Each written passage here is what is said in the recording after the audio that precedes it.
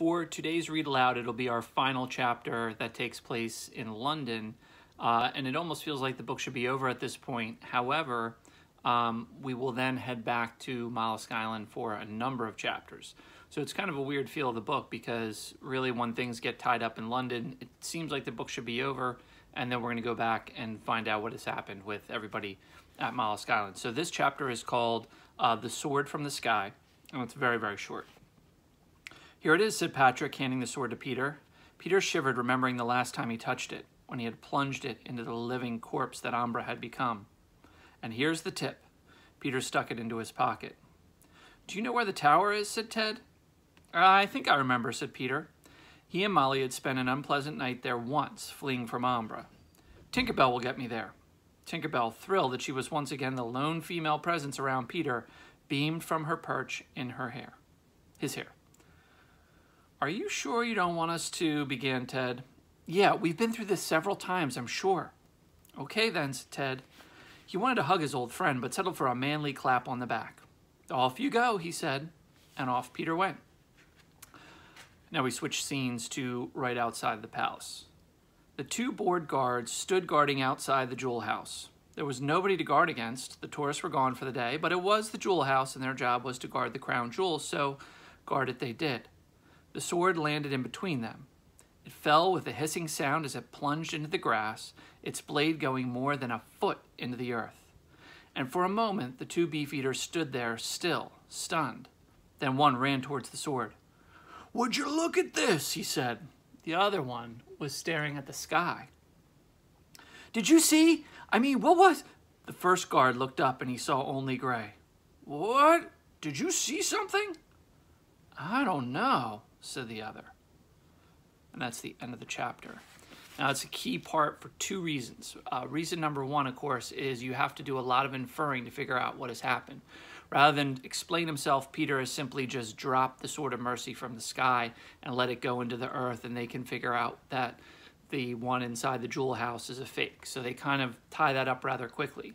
But the part that I don't want you to miss out on, that's a clever little Easter egg, is when they're getting ready to take the sword, Patrick hands Peter the tip, and he says, "And here's the tip," said Patrick. Peter stuck it into his pocket. And this is something you can do now once we finish the book. If you're able to go watch the original Peter Pan again, there'll be all these Easter eggs back in there. So the authors, what they have done is, if you notice when Peter is in that movie, he has the little dagger in his pocket, and we always thought it was Slank's dagger from the first book, but it turns out that it's actually the tip of the Sword of Mercy that he's keeping on his belt pocket. So you can kind of rewatch Peter Pan, even though we watched it in school this year, and maybe pick up on some new things now that you're going to be completing this book. And if you notice anything cool, let me know. All right, chapter 76 is called Standoff, and we are back on Mollusk Island.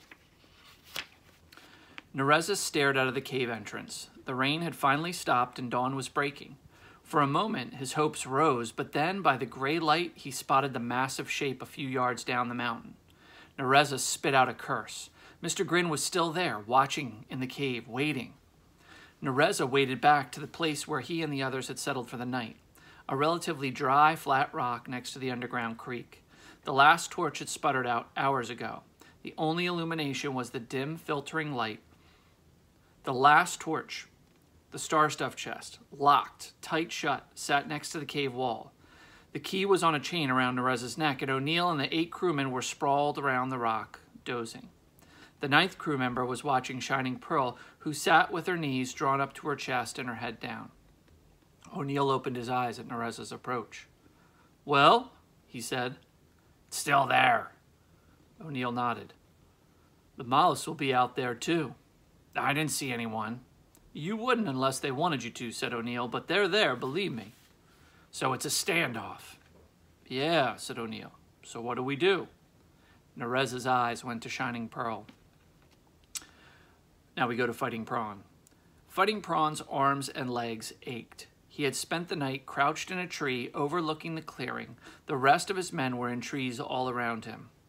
During the night, one of the younger warriors had dropped to the ground and tried to creep close to the cave, but Mr. Grin, whose sense of smell was extremely sensitive, had detected the intruder and gone after him. The warrior barely made it back to his tree. At the moment, the crocodile's attention was again focused on the cave mouth. So was Fighting Prawns. His daughter was inside. He had to get her out, and he had to stop those men from taking the star stuff that had for more than 20 years made Mollusk Island a paradise on Earth, where nobody ever got sick and no one ever grew old. From the day this priceless gift had been bestowed on the island, literally falling from the sky, Fighting Prawn had worried that someday someone would come and try to take it away. And now that day had come. "Prawn!" The shout came from inside the cave. Fighting Prawn recognized the voice. "I am here, O'Neill," he called down. "We seem to have a little problem," said O'Neill. "We will not have a problem if you release my daughter and leave the island. I will let you go unharmed. You have my word." "With the star stuff?" "No, that is ours." "Then we still have a problem," said O'Neill. A pause, then a new, harsher voice came from the cave. "Prawn!" "Who are you?" "I am Captain Nereza, and I believe that I have something of value of yours." There was a whimper, and then Nereza appeared just inside the cave entrance. His right hand held a knife, and his left hand gripped Shining Pearl by the hair. His eyes were on Mr. Grin, who watched from 15 yards away, apparently judging Nereza to be too close to the safety of the cave and to be worth pursuing, at least for the moment. Across the clearing, Fighting Prawn saw warriors still fitting arrows to their bows. Nereza saw it too. He pressed his knife blade against Shining Pearl's neck. "If I die, she dies first." Fighting Prawn grunted a command. The warriors lowered their bows. Fighting Prawn's eyes went back to his daughter. Speaking in the mollusk language, he said, "Are you all right?" She started to answer in mollusk. "Speak English," snarled Nereza, jerking her hair. "I asked her if she was all right," said Fighting Prawn. Yes, she answered, tears spilling from her eyes. "Oh, Father, I'm so sorry. I just wanted to." But she was silenced by another jerk from Nereza. "That's enough. Now listen, Prawn.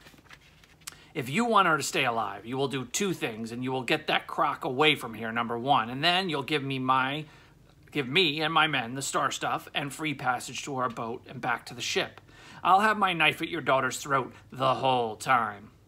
There was a low growl, and Mr. Grin, apparently becoming more interested in the humans at the cave mouth, moved a few feet closer. "Get rid of him," said Nereza, nodding toward the monster croc. "How can I do that?" "Oh, you'll think of something," said Nereza. "You'd better." Still holding the Shining Pearl's hair, he yanked her roughly back into the cage. Chapter 77 is called The Empty Sea, and we're back with Peter, who's on his way back to Neverland. "Wake up!" Tinkerbell's urgent chime aroused Peter from his stupor. He saw that this time he had descended to less than 50 feet above the wave tops. He grunted, forcing himself to rise. His arms and legs felt like a stone. He never tried to fly the whole way between England and Mollusk Island. He always had a ship to rest on. He gained some height and glanced ahead, seeing nothing but the vast, empty sea. "How far?" he said to Tinkerbell. "We're getting closer," she answered, as she always did. "I don't know if I can make it." "You have to make it." "Tinkerbell, I can't." He felt himself drifting downward again. He fought to stop, but could not. He had nothing left. I just can't," he whispered. His eyes started to close. "I see a ship," said Tinkerbell. And that's a good spot to stop for today. Now, if you know anything about our story and you know how things kind of tie together, you might be able to make a prediction on what ship Peter might see or how things are going to play out. But we have some exciting moments still to come, even though we've kind of wrapped things up in London. So we'll be back again tomorrow for another Reader Lab.